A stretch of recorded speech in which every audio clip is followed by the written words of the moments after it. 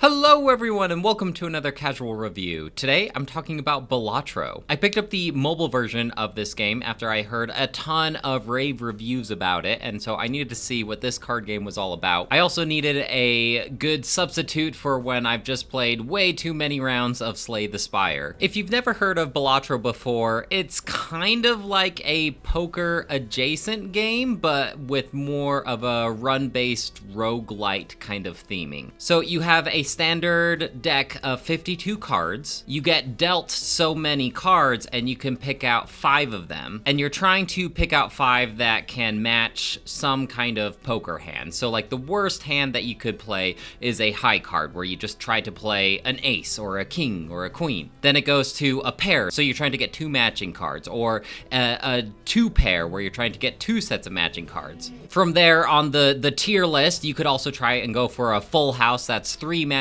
and 2 matching.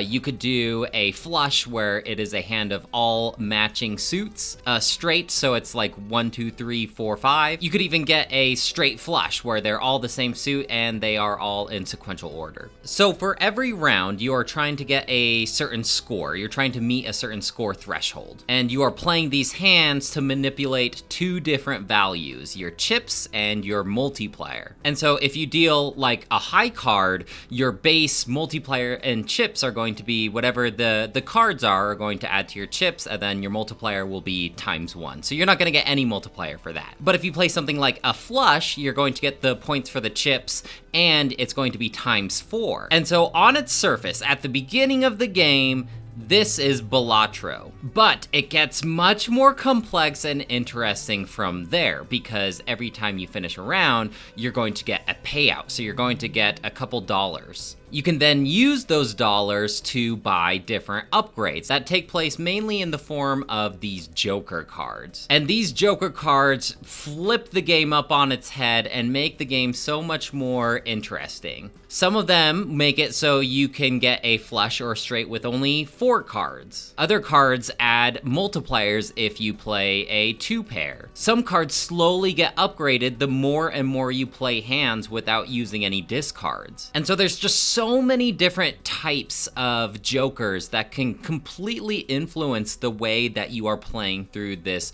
quote-unquote normal-ish game. It gets even more interesting from there because you can open up these booster packs. So these booster packs can contain additional cards that you can add to your deck. You can also manipulate these cards. So if you upgrade your ace, for instance, whenever you play that particular ace, it could give you additional chips or additional multipliers. There are even cards that can basically like upgrade the certain hands that you're playing. So if you notice that you're constantly playing a flush, you can upgrade your flush. So by default, it gives you more chips and more multipliers. And depending on how you're building your deck and what jokers you're adding and what kind of hands you're upgrading, sometimes it can make more sense to play a high card than like a straight flush, because that's just what your build turned out to be. And so I do think that this game works best when you are fairly open to different gameplay styles, rather than being completely locked in and saying, okay, no matter what, I'm always going to try and go for a straight. Sometimes, depending on the booster packs and the jokers that are made available to you,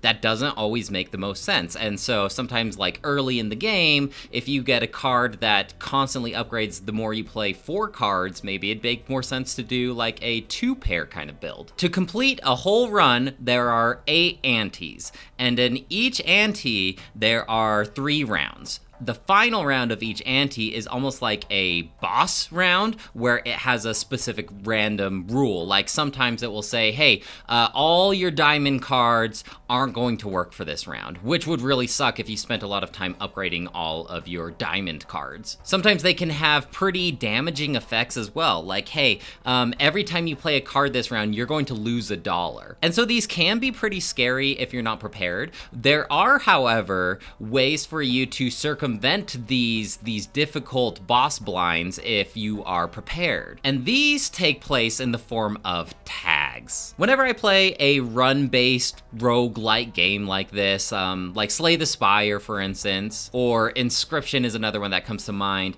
sometimes it does give you the option to avoid having challenges. Sometimes it gives you the option to skip rounds. And I always thought whenever I played games like this, well, that's stupid. Why would I ever want to skip a round? Because these rounds are how you get your money, they're how you build your deck, they're how you build your character, depending on the game that you're playing. But this game actually can sometimes incentivize you to skip a round. So you're losing out on that potential money, you're losing out on that access to the shop, or to potentially upgrade certain jokers, but in reward for that, by skipping that round, you do get access to a random tag. And these tags can have a bunch of different effects. Like, hey, next time you go into the store, all of the items are going to cost $0. Or hey, if you get this tag, then it will change the boss blind. Some of them are very beneficial in my opinion. Like once you beat the boss blind, you can get $25. And so now it gives the option of skipping around a little more weight. Like you really want to weigh out your options on how you are playing through these runs. Are you totally confused at this point? Because I was at first when somebody else was trying to explain this game to me, and it's kind of one of those games that you just need to start off basic, and once you grasp the idea of picking up cards to get straights and flushes and 2 pairs, full houses, that kind of thing, then you can start adding like slow incremental changes that make the game more and more interesting and also complex. But when you're really in the thick of it, when you're really in that zone, it feels so good, especially when you have this awesome run going where all of your joker effects are working together and you're just getting so many good upgrades for your most played hands, and it almost just kind of like sucks you in. It's definitely one of those one more round type of games because you just want to keep playing. You just want to get to that next ante. And as you are completely entranced by the gameplay and your build and watching your currency go up and your scores are skyrocketing, as you're watching that, the background is slowly swirling. It's so hypnotic and engaging, and the music is also equally hypnotic. It's a game that works well when you're listening to a podcast or watching a show, but if you're just straight up playing just Balatro with nothing else going on, it like sucks you into the game in the best way possible. Not to mention, you are constantly unlocking new potential jokers that you can play through in future runs. There is a pretty in-depth achievement system here, and at first, when you're just playing the game, don't worry about the achievements. Those are going to start popping up over and over just by playing the game, but once you really master the basic Balatro system, then you can go into the achievements and start actually focusing on unlocking all of the potential jokers. And if you do complete a run that's all A antes, then you can actually unlock a brand new deck. And decks add a whole other level of complexity. For instance, you start out with the red deck, and the red deck means that you have 1 extra discard every round. The blue deck, you get 1 extra hand every round. But it gets more complex from there. For instance, the Nebula deck means that you start with a specific voucher. This is a specific item that makes it so you'll always find upgrades for your most played hands. But in exchange for this, you lose 1 consumable slot. One of my favorite personal decks was the checkered deck, and that means there are no clubs and no diamonds in your deck. So there are only 26 spades and 26 hearts, and this made it incredibly easy to focus on those flushes. And if you get to the point that Balatro starts becoming a little too easy for you, that's when you can introduce the stakes. And the stakes add additional little challenges and punishments. For instance, the first stake that you can unlock is the red stake, and this means that the very first blind that you play in an ante doesn't give you any reward money. There's also like the black stake, and the black stake means that if you buy a certain joker,